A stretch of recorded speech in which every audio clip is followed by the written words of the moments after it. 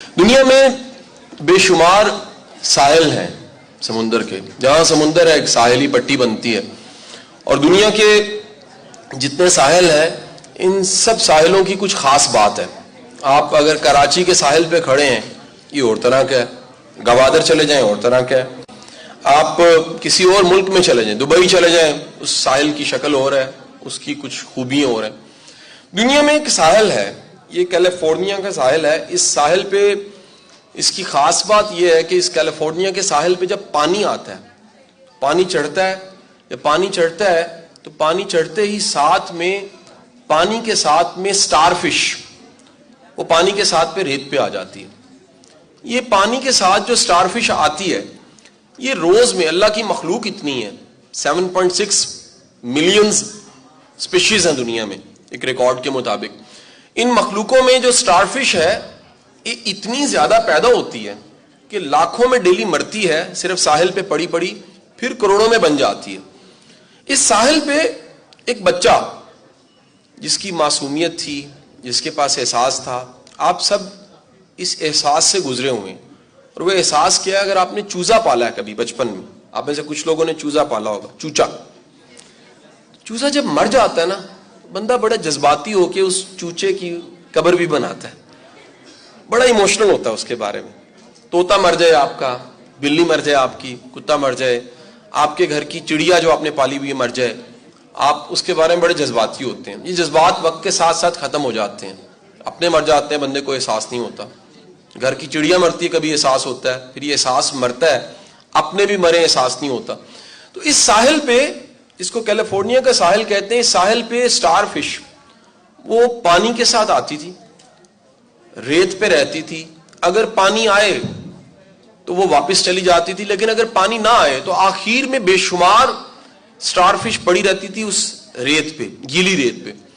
پانی واپس چلا جاتا تھا، یہ سٹار فش مر جاتی تھی۔ کسی نے ایک بچے کو دیکھا، ہمدردی سے بھرے ہوئے بچے کو، یہ بچہ اپنے ننھے منھے ہاتھوں سے مچھلی اٹھاتا تھا، سٹار فش اٹھا کے واپس پھینکتا تھا، مچھلی اٹھاتا تھا، اٹھا کے واپس پھینکتا تھا۔ یہ جس شخص نے دیکھا یہ ریٹائرڈ جنرل تھا، سگار لگایا ہوا تھا، اس نے دیکھا بچے کو، بچے کے بچپنے پہ مسکرایا۔ کتنا عجیب ہے کہ اپنے چھوٹے چھوٹے ہاتھوں سے ایک مچھلی اٹھاتا ہے، پانی میں واپس پھینکتا ہے، لاکھوں پڑی ہیں، لاکھوں مر جاتی ہیں، یہ پھینکنے سے کیا فرق پڑے گا؟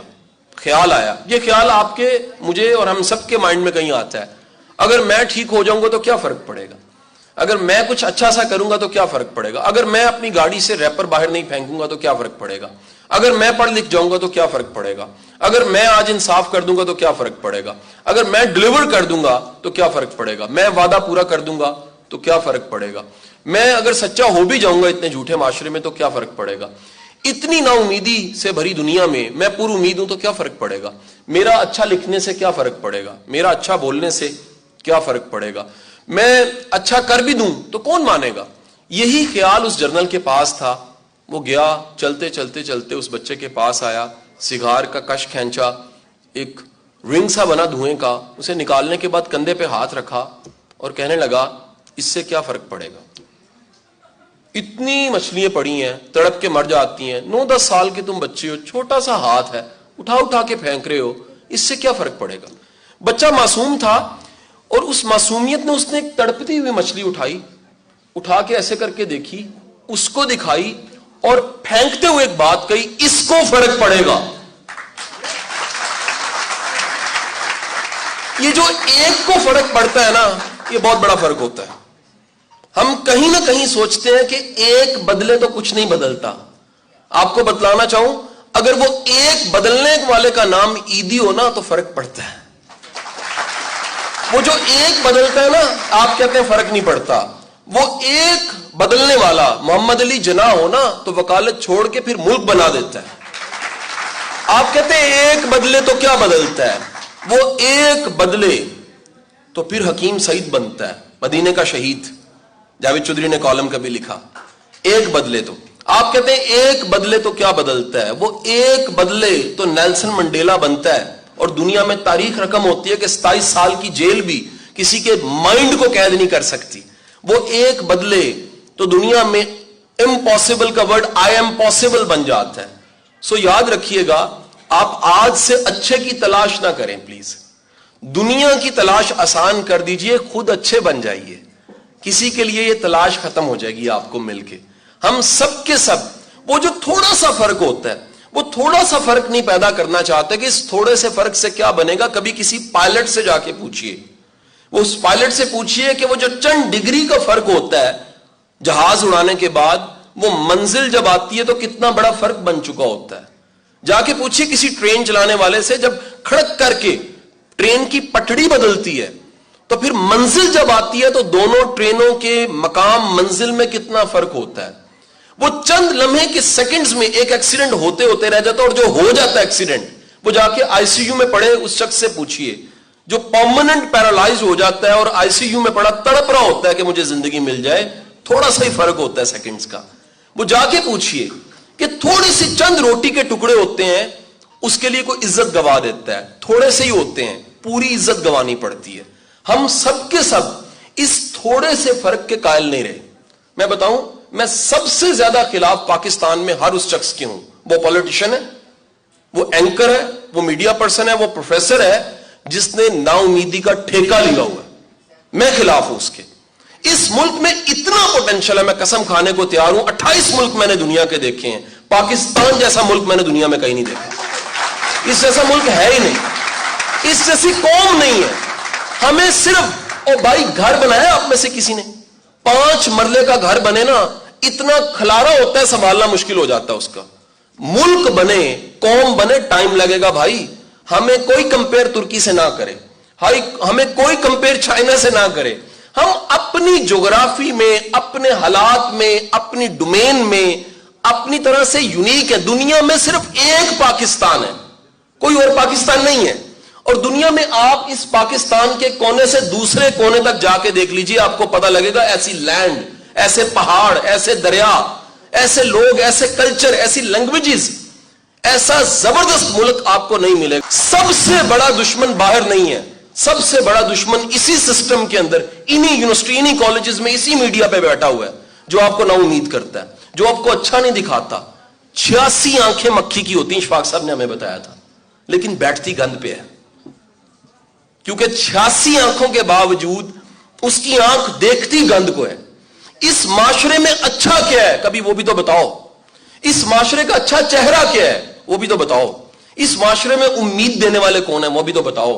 اس معاشرے کے لوکل ہیروز کون کون ہیں, وہ بھی تو بتاؤ. ہم ساری زندگی کسی محکمہ, کسی ادارے کی خامیاں ڈھونڈتے رہتے ہیں. زیر تعمیر جگہ پہ اپرچونٹیز زیادہ ہوتی ہیں, وہاں پلمبر بھی چاہیے ہوتا ہے, کارپینٹر بھی چاہیے ہوتا ہے, اور ہر اچھے بندے کی ضرورت ہوتی ہے. سو یاد رکھیے, اس ملک کے صرف 2 دشمن ہیں, ایک وہ نا امید کرنے والے لوگ, اور دوسرے کامچور لوگ. چائنا میں, ہانگ کانگ میں 70-80 سال کا مائی بابا کام کرتا ہے, فخر محسوس کرتا ہے. اس معاشرے میں 11 گھر کے لوگ ہوتے ہیں, ایک ابا کماتا ہے, 10 کھاتے ہیں. کیوں کھاتے ہیں, 10 کیوں نہیں کام کرتے؟ ہم ساری زندگی, ہائے میرا پتر ہاتھ نہ لائیں, کم نہ کریں, ہائے تھک نہ جائے میرا چند. یقین کیجئے ترقی وہ کرتا ہے جو ینگ ایج میں کمانے لگ پڑتا ہے, ذمہ داریاں گلے پڑ جاتی ہیں. جو ساری زندگی اپنے بچے ہو گئے اور اپنے ابا سے کہتے ہیں ابا ان کے پیمپر لانے پیسے دے دیں, اس نے ترقی خاک کرنی ہے. اس قوم کا سب سے بڑا پرابلم مائنڈ سیٹ ہے. آپ انہیں مائنڈ سیٹ دے دیجئے کہ بھائی محنت فخر ہے, ہاتھ سے کمانے والا رسول اللہ کا دوست ہے, فخر ہے محنت کرنا. ایک نا امیدی چھین لیجئے اور دوسرا محنت پہ یقین دے دیجئے, آپ کو پتہ لگے گا اس جیسی قوم کوئی نہیں ہے. ہم سب کے سب انتظار کر رہے ہیں, کچھ اوپر سے آئے گا, انقلاب آئے گا, تبدیلی آئے گی, کمال ہو جائے گا. سر یاد رکھیے گا, اسٹیٹ کی اپنی ذمہ داری ہیں. جب اسٹیٹ بنو گے ذمہ داریاں قبول کرنا, جب تک نہیں ہو تب بھی اسٹیٹ کا حصہ ہو. جو ہو کمال کا بنو, جو ہو اچھا بنو, اور اچھا بن کے سرو کرو. اپنا گلاس بھرو, اس گلاس کے بعد ساتھ والے کا گلاس بھی بھرو. یہ کوئی کمال نہیں. آپ دنیا میں آئے اور آ کے چلے گئے, نہ آپ کے آنے سے فرق پڑا نہ آپ کے جانے سے فرق پڑا. کچھ لوگوں کو نا امیدی کھانے, سننے, دیکھنے کی عادت پڑ جاتی ہے, اور جب کسی کو عادت پڑ جائے نا امیدی کی تو اسے امید کی خبر بھی سنائی جائے, وہ کہتے ہیں نہیں ہو سکتا, امپاسبل. کیسے ہو جائے گا, ہو ہی نہیں سکتا. کیونکہ اتنی نا امیدی ہوتی ہے کہ پی ایچ ڈی نا امید ہوتے ہو. آفیشیل ڈگری دینی چاہیے ان کو, ان پروفیسروں کو, ان اینکروں کو جن کے پاس ڈگری نہیں ہے لیکن وہ اتنے نا امید ہیں کہ پی ایچ ڈی ہو چکے ہیں. کام ہے, خود رکے ہوئے ہیں اور چلتی چیز کو گالی نکالتے ہیں. مجھے گاؤں کے وہ سب کتے یاد آتے ہیں جو جب بھی بس کو دیکھتے تھے بھاگنا شروع کر دیتے تھے. مجھے لگتا تھا ساتھ ہی نکل جائیں گے, کبھی نہیں جاتے تھے, پھر رک جاتے تھے, اگلی بس کا انتظار کرتے تھے, پھر وہ آتی تھی, پھر اس کے ساتھ بھاگتے تھے, زور زور سے وہ کرتے تھے. بس کو لگتا تھا بس کو کاٹ ہی لیں گے, پھر وہ بس نکل جاتی تھی, پھر اگلی چلتی کو چیز آتی تھی. آپ کو ہر وہ بندہ جو کام کر رہا ہے اور صحیح کام کر رہا ہے, آپ کو اس کے مخالف ملیں گے.